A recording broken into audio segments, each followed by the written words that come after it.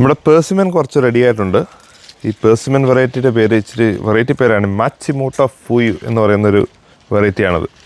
അപ്പോൾ പേഴ്സിമൻ സത്യത്തിൽ 2 ടൈപ്പിലാണ് പേഴ്സിമൻ വരുന്നത്. ഒന്ന് അസ്ട്രിഞ്ചൻറ്റ് വെറൈറ്റികളും നോൺ അസ്ട്രിഞ്ചൻറ്റ് വെറൈറ്റികളും. സിമ്പിളായിട്ട് പറഞ്ഞു കഴിഞ്ഞാൽ കറയുള്ള വെറൈറ്റികളും കറയില്ലാത്ത വെറൈറ്റികളും. അപ്പോൾ ഇതുപോലുള്ള ഫൂയു പോലുള്ള നോൺ അസ്ട്രിഞ്ചൻറ്റ് വെറൈറ്റികൾ നമുക്ക് സ്കിന്നോട് കൂടിയാണ് കഴിക്കുന്നത്. അതുമാത്രമല്ല നമുക്ക് അത്യാവശ്യം പഴുക്കാതെയും കഴിക്കാം. ഇപ്പോൾ അത്യാവശ്യം പഴുത്ത് വരുന്നേ ഉള്ളത്. ഇപ്പോൾ ഇത് നമുക്കൊന്ന് കട്ട് ചെയ്ത് നോക്കി കഴിഞ്ഞാൽ ഒരിക്കലും ഇതിനകത്ത് കുരു ഉണ്ടാകത്തില്ല. അതിൻ്റെ കാരണം മിക്കവാറും നമ്മൾ ഇവിടുന്ന് ഇങ്ങനെ ഗ്രാഫ്റ്റഡ് ആയിട്ടുള്ള ട്രീകളെല്ലാം വാങ്ങിക്കുന്നത് അത് സ്റ്റെറൈലായിരിക്കും. നമുക്ക് ഒരിക്കലും കുരു ഉണ്ടാകത്തില്ല. അപ്പോൾ പോളിനേഷനും ആവശ്യമില്ല. നമുക്ക് സിംഗിൾ പ്ലാന്റ് വെച്ച് കഴിഞ്ഞാൽ നമുക്ക് ഇതുപോലെ ഫ്രൂട്ട് ഉണ്ടാവും.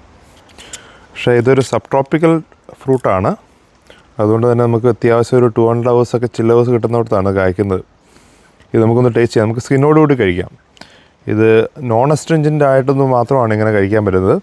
അസ്ട്രിഞ്ചൻ്റ് വെറൈറ്റികളായിട്ടുള്ള ഹൈച്ചിയ പോലുള്ള വെറൈറ്റികളാണെങ്കിൽ നന്നായിട്ട് മുഷിയായിട്ട് പഴുത്ത് കഴിഞ്ഞാലേ നമുക്ക് കഴിക്കാൻ പറ്റുള്ളൂ. ഇതിപ്പോൾ ഈ ഒരു സ്റ്റേജിൽ നമുക്ക് കഴിക്കാം.